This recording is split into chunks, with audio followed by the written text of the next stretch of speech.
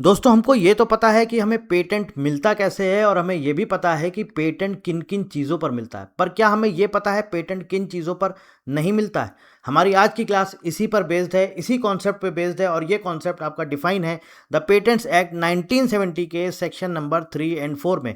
आज दोस्तों आज की क्लास में हम लोग देखेंगे पूरा सेक्शन 3 एंड सेक्शन 4। और एक बात और आपको मैं बताता हूँ कि आपका जो पेटेंट एजेंट एग्जाम है, पेटेंट एजेंट एग्जाम में सबसे ज़्यादा पूछा जाने वाला अगर कोई सेक्शन है तो वो है आपका सेक्शन नंबर 3। और एक और मज़े की बात आपको ये बताता हूँ, अगर आपने सेक्शन 3 को बहुत अच्छे से समझ लिया तो आपको पीवाईक्यू को सॉल्व करने में आपकी आधी समस्या दूर हो जाएगी। बहुत मेजर और बहुत इंपॉर्टेंट रोल है इस सेक्शन नंबर 3 का। बिना किसी देरी के शुरुआत करते हैं दोस्तों अपनी आज की class, that is the patents act 1970 section 3 and section 4। दोस्तों आप लोगों को मैं अभी तक जितनी भी क्लासेस दे चुका हूँ, प्लीज़ उसको रेगुलर रिवाइज करते चलिए, नहीं बाद में बहुत प्रॉब्लम होगी। और रिवाइज करने में हार्डली 10 से 15 मिनट लगता है। बहुत मज़ेदार सब्जेक्ट है, बहुत इंटरेस्टिंग सब्जेक्ट है। मैं उम्मीद भी करता हूँ कि आप लोगों को अच्छा भी लग रहा होगा, आपको मज़ा भी आ रहा होगा। देखिए दोस्तों, आज की क्लास शुरू करने से पहले मैं आपको एक चीज़ और क्लियर कर देता हूँ। मैंने आपको बोला था कि मैं आपको हर एक क्लास के साथ साथ मैं पीवाईक्यूज़ कराऊंगा, लेकिन अभी पीवाईक्यूज़ कराना हमारे लिए पॉसिबल नहीं है। पॉसिबल है बट क्यों नहीं है? क्योंकि अभी हम लोगों ने सिर्फ सेक्शन 1 एंड 2 पढ़ा है, बेसिक, सिर्फ डेफिनेशंस।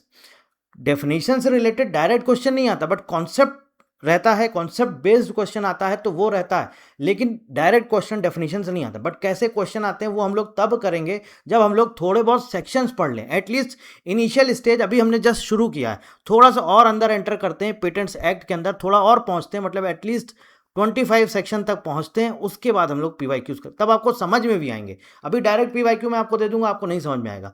और आप भरोसा रखिए, मैं आपको पीवाईक्यू सारे सॉल्व करवाऊंगा, टेंशन लेने की जरूरत नहीं। बिना किसी देरी के शुरुआत करते हैं दोस्तों। मैंने आपको ऑलरेडी बताया हुआ था कि हम किन चीज़ों का पेटेंट करा सकते हैं, किन चीज़ों का पेटेंट करा सकते हैं, किन चीज़ों का पेटेंट नहीं करा सकते हैं। तो क्या आपको पता है आप किन चीज़ों का पेटेंट करा सकते हैं? वीडियो को पॉज करिए और थोड़ा सा अपना दिमाग लगाइए, सोचिए क्या आपको पता है आप किन चीज़ों का पेटेंट करा सकते हैं। दोस्तों मैंने आपको पेटेंटेबिलिटी क्राइटेरिया बताया था। पेटेंटेबिलिटी क्राइटेरिया में क्या बताया था? आपका इन्वेंशन कैसा होना चाहिए? नोवेल, मतलब न्यू। सेकेंड पॉइंट क्या था? इन्वेंटिव स्टेप होना चाहिए। क्या? Inventive step. थर्ड पॉइंट क्या था? कैपेबल ऑफ इंडस्ट्रियल एप्लीकेशन होना चाहिए। फोर्थ पॉइंट क्या था? फोर्थ पॉइंट ये था कि सेक्शन 3 एंड 4 की किसी भी कैटेगरी में फॉल नहीं करना चाहिए, इस कैटेगरी को बिलोंग नहीं करना चाहिए। तो मतलब ये है कि ऐसी अगर कोई कंडीशन फुलफिल कर रहा है तो इनका हम पेटेंट करा सकते हैं। अब सवाल आता है कि इनका हम पेटेंट नहीं करा सकते हैं, तो जो पेटेंट नहीं करा सकते हैं दोस्तों, यही डिफाइन किया गया है सेक्शन 3 एंड 4 में। चलिए देखते हैं सेक्शन नंबर 3। सेक्शन नंबर 3 है आपका चैप्टर नंबर 2। आपको पता है कितने सेक्शन है? 3 to 5। लेकिन आपको यह भी पता होना चाहिए कि जो सेक्शन नंबर 5 है दोस्तों, ये आपका ओमिट हो चुका है, हट चुका है। ठीक है, मतलब हमें सिर्फ और सिर्फ दो चैप्टर्स पढ़ने हैं, सॉरी दो सेक्शंस पढ़ने हैं। कौन से सेक्शंस पढ़ने हैं? Section 3 and section 4। ठीक है, सेक्शन 3 एंड दोस्तों सेक्शन 4।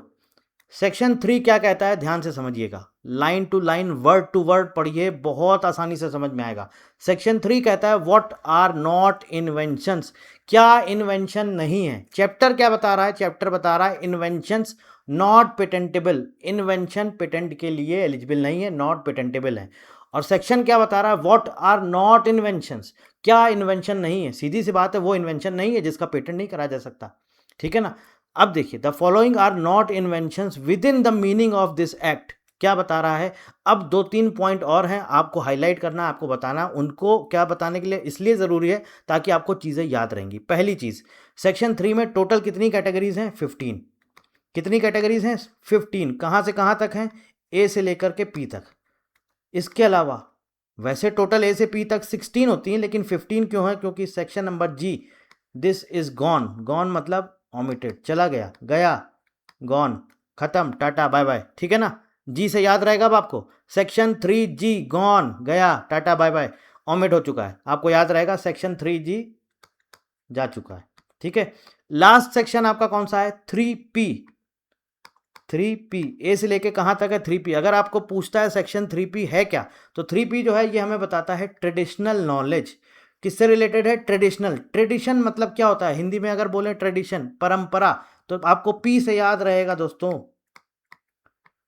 सेक्शन नंबर 3 पी से आपको याद रहेगा। पी मतलब परंपरा, परंपरा मतलब ट्रेडिशन, ट्रेडिशन मतलब ट्रेडिशनल नॉलेज की बात हो रही है। अभी आगे हम डिटेल में बात करेंगे, अभी सिर्फ आपको शॉर्ट ट्रिक्स एक तरह से बतानी थी कि मतलब इसमें क्या क्या चीज़ें हैं आपको याद रहें। अब आगे मैं आपको इसको शॉर्ट लैंग्वेज में भी समझाऊंगा और साथ ही साथ आपको शॉर्ट ट्रिक भी दूंगा। अब एक एक करके समझते हैं। सबसे पहला है हमारा दोस्तों सेक्शन नंबर 3A। क्या कह रहा है देखिए, सेक्शन नंबर 3A हमें क्या कह रहा है, एन इन्वेंशन विच इज फ्रेवलस, फ्रेवलस मतलब बेकार, एब्सर्ड। अब आपको याद हो जाएगा 3A मतलब याद रहेगा ना, एब्सर्ड, बेकार, फ्रिवलस किसी काम का नहीं, और विच क्लेम्स एनीथिंग ऑब्वियसली, और कुछ भी अगर वो क्लेम करता है obviously contrary to well establish natural laws, natural laws का कॉन्ट्रैक्ट मतलब कि एक तरह से ये समझिए नेचुरल लॉज के अगेंस्ट की बात कर रहा है। अब ऐसा क्या हो सकता है इन्वेंशन, बहुत आप एग्जाम्पल लीजिए, ऐसा क्या हो सकता है कोई इन्वेंशन जो कि नेचुरल लॉज के अगेंस्ट है और बेकार है, यूजलेस है इन्वेंशन। फ्रिवलेस आप समझिए बेकार है, एब्सर्ड है, या ये समझिए यूजलेस, किसी काम का इन्वेंशन नहीं है। ऐसा क्या हो सकता है, सोचिए, दिमाग लगाइए। एग्जाम्पल जैसे मान लीजिए किसी ने एनर्जी ड्रिंक बना दी, किसी ने एनर्जी ड्रिंक बना दी और क्या बोला, बोला कि इसको अगर कोई पिएगा तो उसकी हाइट हर साल 2 इंच बढ़ेगी, या इतनी बढ़ेगी, या इतने सेंटीमीटर बढ़ेगी, या इतनी बढ़ेगी। ऐसा कुछ पॉसिबल है क्या, कोई इन्वेंशन है कुछ ऐसा पॉसिबल, नहीं, यूजलेस है, बेकार है। या मान लीजिए कोई ऐसी उसने डिवाइस बना दी, मैकेनिकल डिवाइस, जो वो बोल रहा है कि विदाउट एनर्जी काम करेगा या करता रहेगा। क्या कोई ऐसा मेथड या प्रोसेस या टेक्नोलॉजी या कुछ ऐसा पॉसिबल है क्या कि विदाउट एनर्जी तो कुछ एग्जिस्ट ही नहीं कर सकता, तो कैसे कोई मैकेनिकल डिवाइस चल सकती। तो ये जो इन्वेंशन हमारा कैसा हुआ, ये हुआ यूजलेस, किसी काम का नहीं। ठीक है, आगे समझ में। सेक्शन 3A मतलब एब्सर्ड, एब्सर्ड मतलब बेकार, मतलब कि यूजलेस, फ्रिवलेस, याद रहेगा अब आपको। अगला चलते हैं, that is section number 3B। क्या बता रहा है, एन इन्वेंशन द प्राइमरी और इंटेंडेड यूज और commercial exploitation of which could be contrary to public order, जो पब्लिक ऑर्डर के अगेंस्ट है। अब पब्लिक ऑर्डर क्या हो सकता है, पब्लिक ऑर्डर के अगेंस्ट क्या हो सकता है, मान लीजिए एग्जाम्पल देता हूं मैं आपको, पब्लिक ऑर्डर के अगेंस्ट क्या हो सकता है ऐसा, आपने कोई ऐसी डिवाइस बना दी जिससे आप किसी लॉक को बहुत आसानी से तोड़ लें चोरी करने के लिए, तो ये क्या है, पब्लिक ऑर्डर, मोरालिटी के अगेंस्ट है, सोसाइटी के अगेंस्ट है कि नहीं, आप बताइए, खुद सोचिए आप। आपने कोई ऐसी चीज़ बना दी जिससे बहुत आसानी से वो लॉक खुल जाता है, कोई भी लॉक खुल जाता है, किसी कार का लॉक खुल जाता है, किसी के घर का लॉक खुल जाता है, तो आप सोचिए आपको क्या उसके लिए पेटेंट मिलेगा क्या। आपने बोला मैंने डिवाइस किया, मैंने ये इन्वेंट किया, मेरी तो नई टेक्नोलॉजी है, मैंने बनाई है, क्यों नहीं मिलेगा, क्योंकि पब्लिक ऑर्डर के अगेंस्ट है, सोसाइटी के अगेंस्ट है, मोरालिटी के अगेंस्ट है, नहीं मिलेगा। मान लीजिए सपोज आपने कोई ऐसी नोट छापने वाली मशीन, करेंसी छापने वाली आपने कोई मशीन बना दी, मान लीजिए गवर्नमेंट बोलती है हम 1 मिनट में 1000 नोट छापते हैं, आपने बोला कि हम एक नई मशीन बना रहे हैं जो आपको 1 मिनट में 1 करोड़ नोट छाप के देगी, तो ये क्या है, मोरालिटी के अगेंस्ट है, पब्लिक ऑर्डर के अगेंस्ट है, इस पे आपको पेटेंट नहीं मिल सकता है। कोई नई टेक्नोलॉजी थोड़ी आपने डेवलप करी, कोई नया इन्वेंशन थोड़ी आपने किया है, पब्लिक ऑर्डर के अगेंस्ट है। कल को कोई और आ जाएगा, वो कहेगा हम लोग 5 करोड़ बना के दे रहे हैं, फिर कोई आएगा वो कहेगा हम 10 करोड़ दे रहे हैं, तो ये पब्लिक ऑर्डर, गवर्नमेंट थोड़ी इतना कि करेंसी ही छपवाती रहेगी, तो पब्लिक ऑर्डर के अगेंस्ट है, मोरालिटी के अगेंस्ट है, सोसाइटी के अगेंस्ट है, इसलिए इसका आप इन्वेंशन नहीं करा सकते हैं। ठीक है, बात समझ में आ गई। देखिए इसके आगे क्या लिखा हुआ है, और which causes serious prejudice to human, animal, plant life और हेल्थ और टू द एनवायरनमेंट, मतलब कि ह्यूमन को भी नुकसान है, एनिमल्स को भी नुकसान है, प्लांट्स को भी नुकसान है, एनवायरनमेंट को भी नुकसान है। ऐसी कोई भी चीज़ जिससे इन सब चीज़ों का नुकसान है, आप उसका पेटेंट नहीं ले सकते हैं, आपको उसका पेटेंट नहीं मिलेगा। यहाँ तक समझ में आ गया, आपको उसका पेटेंट नहीं मिलेगा, सेक्शन नंबर 3B में डिफाइन है। अब इसको याद करने का, अगर आपको लग रहा है कि बहुत बड़ी बड़ी डेफिनेशन दी, देखो पढ़नी तो आपको पूरी पढ़ेंगी वर्ड टू वर्ड, और मैं आपको पढ़ाऊंगा भी वर्ड टू वर्ड, एक एक शब्द मैं आपको पढ़ाऊंगा, क्योंकि मज़ा उसी में है, समझ में आना चाहिए हमें ये वर्ड कहाँ पे यूज़ हुआ, आपको पता ही नहीं चलेगा आप पढ़ेंगे नहीं तो। अब इसका मैंने शॉर्ट फॉर्म भी बनाया हुआ है, वो भी मैं आपको दिखा देता हूँ, लेकिन हमें पढ़ने पहले पूरे वर्ड टू वर्ड है, फिर शॉर्ट फॉर्म देखना है और उसके बाद लास्ट में मैं आपको इसकी शॉर्ट ट्रिक बताऊंगा। हालांकि साथ साथ बताता चलूंगा बट लास्ट में भी आपको शॉर्ट ट्रिक बताऊंगा। देखिए section number 3A, frivolous invention, useless invention, perpetual motion machine works without energy, बताया आपको एग्जाम्पल। नेक्स्ट देखिए section 3B, contrary to public order और morality, inventions harmful to society, morality और इन्वायरमेंट। एग्जाम्पल दिया हुआ है ह्यूमन क्लोनिंग प्रोसेस, मैंने आपको करेंसी का एग्जाम्पल दिया हुआ है, या मैंने आपको कोई ऐसा स्टीलिंग का, चोरी का एक ऐसा कुछ आपको मेथड बताया, एग्जाम्पल बताया, याद रखिएगा, उससे आपको समझ में आएगा ये सब क्या इन्वेंशन, ये सब सोसाइटी के लिए हार्मफुल हैं, तो इसलिए इनको आपको पेटेंट नहीं मिलेगा। तो ये है आपका सेक्शन नंबर 3B में, शॉर्ट में लिख दिया है और कुछ भी नहीं है, जो यहाँ डेफिनेशन लिखी है सिर्फ आपको शॉर्ट में लिख दिया है। तो आई होप अभी यहाँ तक आपको 3B तक समझ में आ गया होगा, मुझे लगता है। आगे चलते हैं, that is section number 3C। ये क्या कह रहा है? सेक्शन 3C क्या कह रहा है दोस्तों? The mere discovery of a scientific principle और the formulation of an abstract theory. देखिए क्या कह रहा है, मेयर डिस्कवरी, मेयर डिस्कवरी मतलब डिस्कवरी, खोज, ऑफ अ साइंटिफिक प्रिंसिपल, अगर कोई साइंटिफिक प्रिंसिपल है उसकी आपने खोज करी है, उसके लिए आपको पेटेंट नहीं मिलेगा। और the formulation of an abstract theory, abstract theory मतलब सिर्फ थ्योरी है, आप थ्योरी की बात कर रहे हैं, कोई प्रैक्टिकल आप बात ही नहीं कर रहे हैं, तो उसका भी आपको पेटेंट नहीं मिलेगा। और discovery of any living thing, अगर कोई लिविंग थिंग है आपने उसकी डिस्कवरी कर दी, सिर्फ खोज कर दी, डिस्कवरी में और इन्वेंशन में बहुत फर्क है, आपने सिर्फ उसकी डिस्कवरी करी है तो आपको उसके लिए भी पेटेंट नहीं मिलेगा।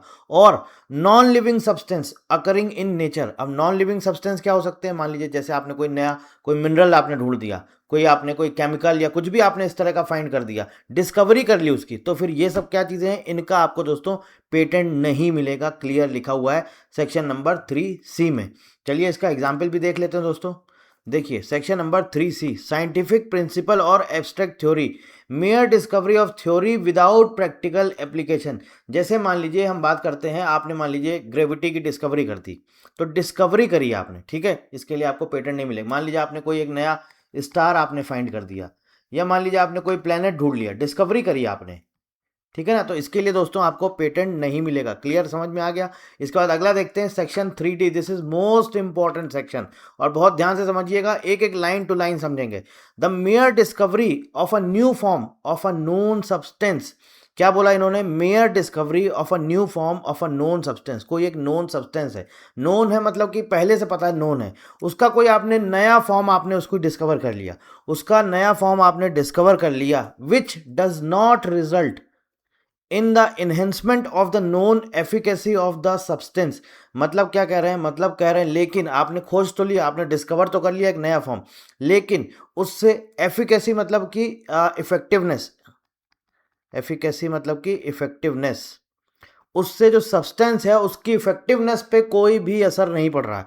एग्जाम्पल से समझिए, बहुत एग्जाम्पल सब लोग मेडिसिन का एग्जाम्पल देते हैं, आप भी समझिए उसी एग्जाम्पल से। उसके बाद एक केस भी हुआ था इसके ऊपर, बहुत इंपॉर्टेंट केस हुआ था जो कि आपको जानना भी बहुत ज़रूरी है। तो इसका एग्जाम्पल मैं आपको देता हूँ। जैसे मान लीजिए सपोज आपके पास एक मेडिसिन है क्रोसिन, ठीक है, कोई भी एग्जाम्पल ले सकते हैं, पैरासीटामोल ले सकते हैं, या और भी कोई भी जो भी दवाइयाँ आती हैं जितनी भी, आप कोई भी एग्जाम्पल ले सकते हैं। क्रोसिन है, आपने क्या किया, क्रोसिन का एक न्यू फॉर्म बना दिया, ठीक है, एक न्यू फॉर्म आपने डिस्कवर कर दिया या बना दिया आपने। उसके बाद आपने बोला कि ये जो हमने नया जो इसका दवाई बनाई है, क्रोसिन का एक नया फॉर्म जो बनाया है, ये क्या है कि जो हमारा क्रोसिन जो है उससे ज़्यादा इफेक्टिव नहीं है, मतलब उसकी एफिकेसी पर कुछ भी उसका असर नहीं हो रहा, एफिकेसी पर कोई रिजल्ट ही नहीं हो रहा, इफेक्टिवनेस कुछ नहीं बढ़ रही है।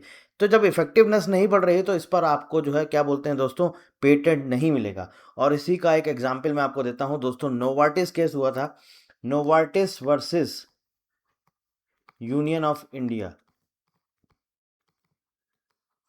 नोवार्टिस ने एक दवा बनाई, ठीक है, दवा का नाम है आपके सामने ग्लिवेक, कैंसर की दवा है। इन्होंने क्या किया नोवार्टिस ने, इसके बाद इसी का एक नया फॉर्म बना दिया और उस पर मांग लिया पेटेंट, और उस पर मांग लिया पेटेंट।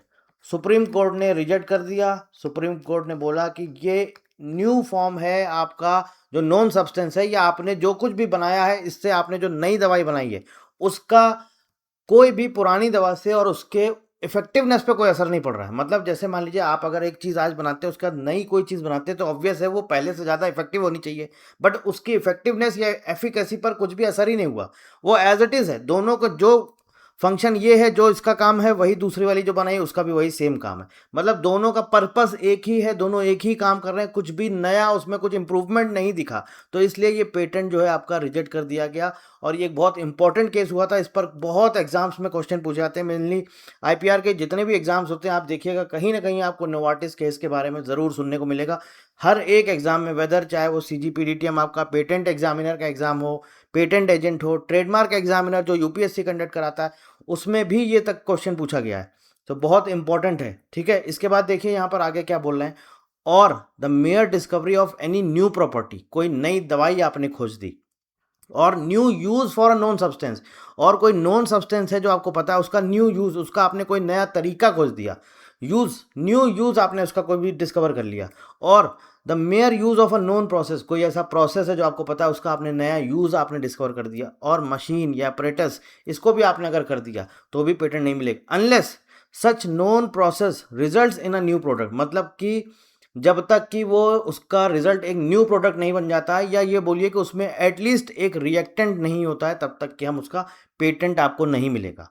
एक्सप्लेनेशन में देखिए क्या लिखा हुआ है, for the purposes of this clause, for the purposes of this clause. अब यहाँ पर कुछ चीज़ें दी गई हैं, इनको थोड़ा समझिए क्या है ये।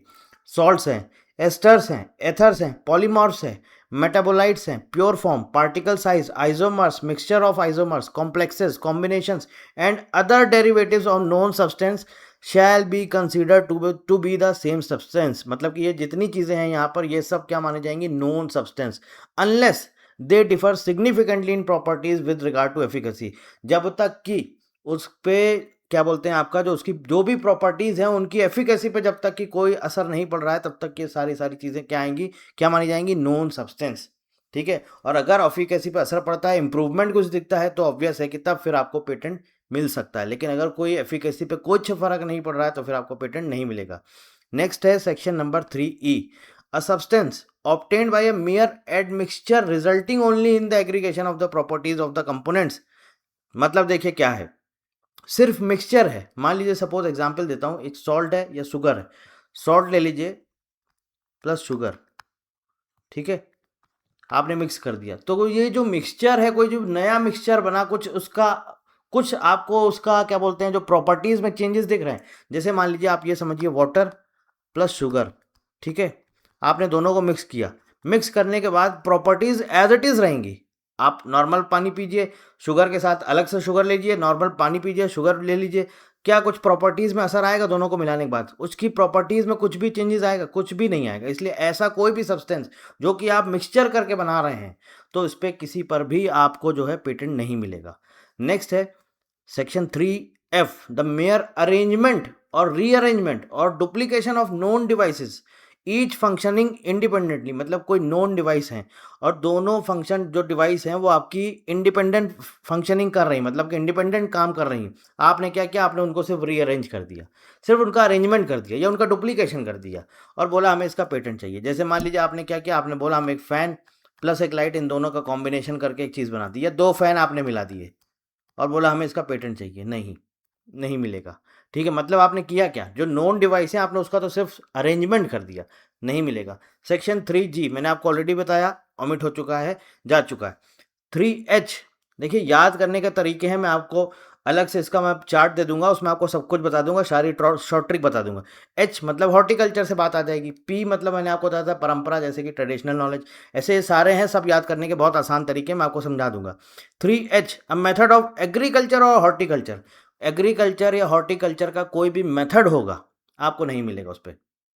ये अलग बात है कि कोई एग्रीकल्चरल मशीन हो सकती है, उस पर भले पेटेंट मिल सकता है, लेकिन कोई मेथड, मान लीजिए आपने बोला कि क्रॉप रिप्रोडक्शन का आपने कोई मेथड ढूंढ लिया, आप बोलेंगे कि हमको इस पर पेटेंट चाहिए, आपको पेटेंट नहीं मिलेगा, ठीक है। इसके बाद है दोस्तों section number 3I, any process for the medicinal, surgical, curative, prophylactic, diagnostic, therapeutic और other treatment of human beings और any process for a similar treatment of animals to render them free of disease or to increase their economic value of that of their product।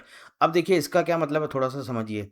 Any process, any process, कौन सा process हो सकता है? Medicinal, medicinal मतलब कि medicine दवाई, surgical मतलब कि ऑपरेशन, क्योरेटिव क्योर किसी चीज़ को क्योर करना मतलब बीमारी को ठीक करना, प्रोफाइलैक्टिक मतलब कि बीमारी को प्रोफाइलैक्टिक ठीक बीमारी जो होती है उसको पहले से ही उसको ठीक करना। जैसे इसका एग्जाम्पल आप समझिए कि कोई बीमारी होने वाली है, मुझे पता है कि बच्चों को जो छोटे छोटे बच्चे होते हैं उनको वैक्सीन लगता है, उन्हें पता है कि उन्हें आगे ये बीमारी ना हो, तो बीमारी को रोकने के लिए पहले से ही जो चीज़ होती है, वैक्सीनेशन समझ लीजिए इसका एग्जाम्पल, ठीक है, वैक्सीनेशन। डायग्नोस्टिक किसी चीज़ को डायग्नोज करना, थेराप्यूटिक थेरेपी देना, और ऐसे कुछ भी जो भी प्रोसेस हैं इनका आप जो है दोस्तों पेटेंट नहीं ले सकते। और any process for a similar treatment of animals, animals के ऊपर भी अगर आप यही सारी चीज़ें लगाएंगे तो भी आपको इन किसी भी मेथड पे किसी भी प्रोसेस पे आपको पेटेंट नहीं मिलेगा, ठीक है। या आप दावा करते हैं कि हमने ये कर दिया है और इनकी बीमारी ठीक हो गई है, ऐसा कुछ भी नहीं होता है। इन ऐसे किसी भी प्रोसेस या मेथड पे पेटेंट आपको नहीं मिलता। नेक्स्ट है दोस्तों section number 3J, plants and animals in whole और any part thereof other than microorganisms but including seeds varieties and species. मतलब क्या बोल रहे हैं, माइक्रो ऑर्गेनिजम्स को छोड़ दें, माइक्रो ऑर्गेनिज्म में पेटेंट मिल सकता है, उसको हम ऑलरेडी अपने जो फर्स्ट क्लास है वहां पर मैंने आपको डिस्कस किया हुआ है। Plants and animals in whole और एनी पार्ट देयर ऑफ, कोई ऐसा प्लांट्स या एनिमल्स, इसके अलावा देखिए क्या कोई सीड्स या varieties and species and biological process, biological process मतलब क्रॉस ब्रीडिंग वगैरह हो गया, नेचुरल प्रोडक्शन वगैरह हो गया, रिप्रोडक्शन, है ना। इस तरह की जो भी चीज़ें हैं दोस्तों आपको इस पर पेटेंट नहीं मिलेगा, समझ गए। इस तरह की जो भी चीज़ें हैं आपको उन पे पेटेंट नहीं मिलेगा। देखिए एक एक करके आते हैं वापस से। Section 3D, new form of known substance, no enhanced efficacy, known substance in new form without improved effect, बताया मैंने आपको। जैसे एग्जाम्पल दिया मैंने आपका, पैरासीटामोल, क्रोसिन, किसी का भी एग्जाम्पल ले सकते हैं, आपने नया फॉर्म बनाया उसका लेकिन कुछ इफेक्टिव ही नहीं है तो आपको पेटेंट नहीं मिलेगा। फिर सेक्शन 3E, एड मिक्सचर, आपने मिक्सचर कर दिया, मैंने एग्जाम्पल दिया था आपको सॉल्ट एंड शुगर, या फिर आप शुगर एंड वाटर का एग्जाम्पल ले सकते हैं, ठीक है। अरेंजमेंट और rearrangement of known devices, section number 3F, आपको याद आ जाएगा मैंने एग्जाम्पल दिया था F यानी कि फैन से, तो fan and light in one box, ये एग्जाम्पल है, या फिर दो फैन का आप अरेंजमेंट कर सकते हैं, ठीक है। तो फैन से आपको याद रहेगा 3F, अरेंजमेंट और रीअरेंजमेंट ऑफ नोन डिवाइसेस की बात करी थी। फैन एक डिवाइस है, नोन डिवाइस है, तो आपको याद आ जाएगा 3F मतलब कि नोन डिवाइस। और मैंने आपको ऑलरेडी पहले बताया हुआ है A मतलब एब्सर्ड, ठीक है ना, तो वो फ्रिवलस हो गया, बेकार हो गया। ऐसे ही सारे के सारे जो है मैं आपको सारा सारा एक चार्ट दे दूंगा, क्या क्या मेथड है, कैसे आपको याद करना है, और इसका एक तरीका भी आपको बता दूंगा। सेक्शन 3G आपका ऑमिट हो चुका है। 3H मतलब कि हॉर्टिकल्चर, मैंने आपको बताया, H मतलब कि हॉर्टिकल्चर, ठीक है। इसके बाद I है मेडिकल और सर्जिकल ट्रीटमेंट, जो मैंने आपको बताया चाहे वो ह्यूमंस हो या एनिमल्स हो, उन पे जितने भी प्रोसेस हैं, मेडिसिनल है, क्यूरेटिव है, या आपका क्या बोलते हैं, जितने भी मेथड है इनमें किसी में भी आपको जो है पेटेंट नहीं मिलेगा। न्यू प्लान, आपने कोई हार्ट सर्जरी का कोई मेथड निकाल दिया, पेटेंट नहीं मिलेगा। Section number 3J, plants and animals except micro organism, ध्यान रखिएगा ये इंपॉर्टेंट है, माइक्रो ऑर्गेनिज्म को छोड़ करके plants and animals, living organisms या बायोलॉजिकल प्रोसेस हो सकते हैं। कोई आपने बोल दिया नई प्लांट की वैरायटी बना दी, नहीं मिलेगा आपको, ठीक है। सेक्शन नंबर 3K, अब देखते हैं सेक्शन नंबर 3K हमें क्या बताता है। अब मैथमेटिकल और बिजनेस मेथड और अ कंप्यूटर प्रोग्राम और एल्गोरिदम्स, आपको इसका पेटेंट नहीं मिलेगा। कोई भी मैथमेटिकल आपका कोई मेथड है, बिजनेस मेथड, आपने कोई बिजनेस करने का कोई आपने तरीका ढूंढ लिया, कोई नया तरीका, आपको उसका पेटेंट नहीं मिलेगा। कोई मैथमेटिकल कोई फॉर्मूला आपने कुछ ऐसा छोड़ खोज लिया, आपने कोई ऐसा मैथमेटिकल फार्मूला या आपने बना दिया, उसके लिए भी आपको नहीं मिलेगा। कोई कंप्यूटर प्रोग्राम है, कोई एल्गोरिदम है, उसके लिए भी आपको पेटेंट नहीं मिलेगा। नेक्स्ट हमारा लिटरेरी, सेक्शन 3L, एल मतलब लिटरेरी, आपको याद रहेगा, एल मतलब लिटरेरी, ठीक है। लिटरेरी वर्क आपका dramatic work, musical work, artistic work. Literary मतलब पोयम हो जाएगा आपका, ये सब सारी किस में आएंगी, लिटरेरी में आएंगी। ड्रामेटिक ड्रामा वगैरह हो जाएगा, म्यूजिकल वर्क सॉन्ग वगैरह, कंपोजिंग वगैरह, ये सब किस में आएगा, म्यूजिकल। आर्टिस्टिक वर्क और एनी अदर एस्थेटिक क्रिएशन, ये सब क्या है, इनका आपको नहीं मिलेगा। सिनेमेटोग्राफिक वर्क्स मतलब फिल्म वगैरह, टेलीविजन प्रोडक्शंस, क्यों नहीं मिलेगा, क्योंकि इनका कॉपीराइट होता है, पेटेंट नहीं होता है। क्या होता है, कॉपीराइट, पेटेंट नहीं होता है, ठीक है।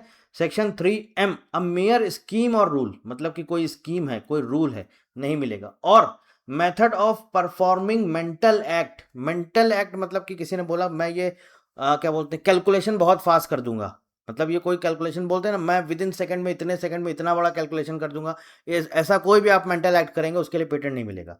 और मेथड ऑफ प्लेइंग गेम, मान लीजिए आपने कोई मेथड फाइंड कर लिया, कोई चेस खेलने का कोई तरीका या क्रिकेट में खेलने का कोई तरीका ढूंढ लिया है, कोई नया रूल आपने निकाल दिया क्रिकेट के लिए या फुटबॉल के लिए या किसी भी गेम के लिए, तो आपको उसमें भी पेटेंट नहीं मिलेगा। नेक्स्ट है section number 3N, a presentation of information. कोई आपके पास इंफॉर्मेशन है, कोई डेटा, आपने सिर्फ उसको प्रेजेंट कर दिया, नए तरीके से आपने प्रेजेंट करके दिखा दिया, आपको उसका पेटेंट नहीं मिलेगा। Section 3O, topography of integrated circuits. अब इंटीग्रेटेड सर्किट्स की बात करते हैं तो दोस्तों मैंने आपको ऑलरेडी फर्स्ट क्लास में बताया था, इसका अलग से आपका सेक्शन है, that is SICLD act 2000, semi conductor integrated circuit layout design act 2000। तो इंटीग्रेटेड सर्किट की अगर बात होगी तो उसको पेटेंट नहीं मिलता है, उसका SICLD एक्ट में कानून है, वहां पे लिखा हुआ है, ठीक है। उसको प्रोटेक्शन मिलता है SICLD एक्ट 2000 के तहत, पेटेंट नहीं मिलता। इसके बाद नेक्स्ट है सेक्शन नंबर 3P, मैंने आपको ऑलरेडी बताया हुआ, P मतलब परंपरा। Tradition, an invention which in effect is traditional knowledge, मतलब ट्रेडिशन मतलब कि ट्रेडिशन टू ट्रेडिशन। जैसे टर्मरिक है, हमें पता है कि टर्मरिक से बहुत सारी चीज़ें सही होती, जिंजर हमें पता है कि उसके क्या क्या बेनिफिट्स हैं, तुलसी के हमें पता है क्या क्या बेनिफिट्स हैं, और ये आपको नहीं, आपके फादर, आपके ग्रैंड फादर, उनके ग्रैंड ग्रैंड फादर्स, और जो आपकी पीढ़ियां, मतलब कि सोचिए आप, जनरेशन टू जनरेशन पास होता चला आ रहा है, सबको पता है कि हाँ ये इसका बेनिफिट। तो ऐसी कोई चीज़ जो ट्रेडिशन है, ट्रेडिशनल नॉलेज जिसे हम बोलेंगे, जो ट्रेडिशन में चली आ रही है, उनका किसी भी चीज़ का आपको पेटेंट नहीं मिलेगा। ये है हमारी पूरी सेक्शन 3 की टोटल 15 कैटेगरीज। तो इनका किसी का आपको पेटेंट नहीं मिलेगा। बहुत इंपॉर्टेंट सेक्शन है, सिर्फ डेफिनेशन है, आपको बस ये पता होना चाहिए, क्योंकि एग्जाम में अगर आपसे पूछेंगे तो आपको ये सेक्शन पता होना चाहिए कि किस सेक्शन में कौन सी चीज़ डिफाइन की गई है। अगर मान लीजिए पूछ लिया, बताइए हॉर्टिकल्चर के बारे में कहाँ पर किस सेक्शन में डिफाइन है कि आपको हॉर्टिकल्चर का आपको पेटेंट मिलेगा नहीं मिलेगा, तो अब आप सोच रहे हैं मैं कहाँ पे याद करूँ, आपको मैंने बताया H से याद करना, 3H मतलब हॉर्टिकल्चर, आपको याद आ जाएगा। सेक्शन 4 क्या बताता है, inventions relating to atomic energy not patentable. अगर कोई भी एटॉमिक एनर्जी से रिलेटेड इन्वेंशन है तो पेटेंट नहीं करा सकते। No patent shall be granted in respect of an invention relating to atomic energy falling within sub section 1 of section 20 of the atomic energy act 1962, act 33 of 1962। अगर atomic energy act 1962 के section number 20 के सब section 1 में fall कर रहा है तो उसका हम पेटेंट नहीं करा सकते, पेटेंट नहीं मिलेगा, एटॉमिक एनर्जी से रिलेटेड है। देखिए ये है आपका एटॉमिक एनर्जी एक्ट, ठीक है, क्या लिखा हुआ है, सेक्शन 20 का sub section 1, special provisions as to inventions as from the commencement of this act no patents shall be granted for inventions which in the opinion of the central government are useful for or relate to the production, control, use और disposal of atomic energy. इससे related कुछ भी है, production कर रहे हैं, control, use, disposal, और the prospecting, mining, extraction, production, physical and chemical treatment, fabrication, enrichment, canning और use of any prescribed substance और रेडियो एक्टिव सब्सटेंस और the insuring of safety in atomic energy operations, कुछ भी ऐसा करेंगे आपको उसका पेटेंट नहीं मिलेगा। क्लियर लिखा हुआ है, no patents shall be granted. ये आपका सेक्शन नंबर 20 का सब सेक्शन 1 है आपका एटॉमिक एनर्जी एक्ट 1962। आपको ये भी पता होना चाहिए कौन सा एक्ट है, atomic energy act 1962 section 33 of 19 sorry section बोल रहा हूँ, एक्ट नंबर 33 ऑफ 1962। अब ये सारे के सारे मैंने आपको शॉर्ट फॉर्म में दे दिए हैं, आप देख सकते हैं इनको, 3K, 3L, 3M, और इनको याद करने का तरीका बहुत आसान है, मैं आपको अलग से एक चार्ट के थ्रू भी बता दूंगा। सिंपल है, आपको स्टोरी की तरह आप बनाना चाहें तो आप बना सकते हैं, अदरवाइज आप बहुत आसान तरीका है इनको याद करने के लिए, इनको याद आपको ज़रूर करना है, इनको लर्न करना है। अभी तक हम लोग क्या लर्न कर चुके हैं, मैंने आपको सारे चैप्टर्स लर्न करवा दिए हैं, मैंने आपको सेक्शन 2 की सारी डेफिनेशंस याद करवा दी हैं, ठीक है। और अब आपका टारगेट क्या है, अब आपका टारगेट ये है कि जो सेक्शन 3 है, सेक्शन 3 के अंदर जितने सब सेक्शन है ये आपको याद करने हैं, ये आपका नेक्स्ट टारगेट है। सेक्शन 3 के अंदर जितने आपके सब सेक्शन हैं ये आपको सारे के सारे याद करने हैं। उसके बाद अब हम लोग थोड़ा थोड़ा साथ में लेके चलेंगे रूल्स। तो अब मैं आपको होमवर्क के लिए भी दे रहा हूँ, मैंने आपको ऑलरेडी दे रखा है। अगर आपके पास नहीं है तो आप जो है क्या बोलते हैं हमारी वेबसाइट पे चले जाइएगा, वहाँ पे आपको मिल जाएगा आपको पेटेंट्स रूल 2003। उसमें जितने भी आपको जो है क्या बोलते हैं रूल्स दिए गए हैं वो सारे के सारे आपको रूल्स पढ़ने, चैप्टर्स प्लस रूल्स। कैसे पढ़ने, जैसे मैंने आपको एक्ट में बताए थे, चैप्टर्स प्लस सेक्शन, मतलब रूल्स। अभी आपको रूल्स पूरा पढ़ना नहीं है, कितने रूल किसके अंदर है। जैसे मैंने आपको बताया था चैप्टर 1 में आपका 2 सेक्शन है, ठीक है। फिर चैप्टर 2 में आपके 2 सेक्शन है, चैप्टर 2 में 3 और 4 है। फिर उसके बाद चैप्टर 3 है, उसमें आपके कौन कौन से हैं दिखा देता हूं मैं आपको, लिख देता हूं। पेटेंट एक्ट का chapter 1 section number 1 2, chapter 2 section number 3 to 5, chapter 3 section number 6 to 11, chapter 4 section number 11A to 24, chapter number 5 section number 25 से 28, chapter 6 section number 29 to 34, chapter number 7 section number 35 to 42। अब याद आया आपको। Same ऐसे ही सारे chapters और उसके अंदर जो जो रूल्स हैं, अभी उनको पूरा नाम नहीं पढ़ना है, बस आपको जो मैंने बताया बस आपको वो पढ़ना है। चैप्टर 1 जैसे मैंने आपको स्टोरी की तरह आपको ये पूरे के पूरे पेटेंट्स एक्ट के चैप्टर पूरे लर्न करवाए थे, ऐसे ही अब हम लोग रूल्स भी पढ़ेंगे। और ये आपका होमवर्क है, आपको पढ़ना है, क्योंकि अब नेक्स्ट क्लास हमारी क्या होगी, चैप्टर आपका सेकंड जो है खत्म हो गया, सेक्शन नंबर 3 और 4। नेक्स्ट क्लास जो दोस्तों हमारी होगी उसमें हम लोग पढ़ेंगे चैप्टर नंबर 3। क्या पढ़ेंगे, चैप्टर नंबर 3। तो अब चैप्टर्स हमारे थर्ड चैप्टर में हम पहुंच रहे हैं, तो अब हम साथ साथ लेके चलेंगे दोस्तों रूल्स को, ठीक है। और अभी आपको पता है अभी हमारा डिज़ाइन एक्ट भी बचा हुआ है, डिज़ाइन रूल्स भी बचा हुआ है। तो जब हम थोड़ा और इसमें आगे बढ़ेंगे तब फिर हम साथ में आपके डिज़ाइन एक्ट को भी लेके चलेंगे।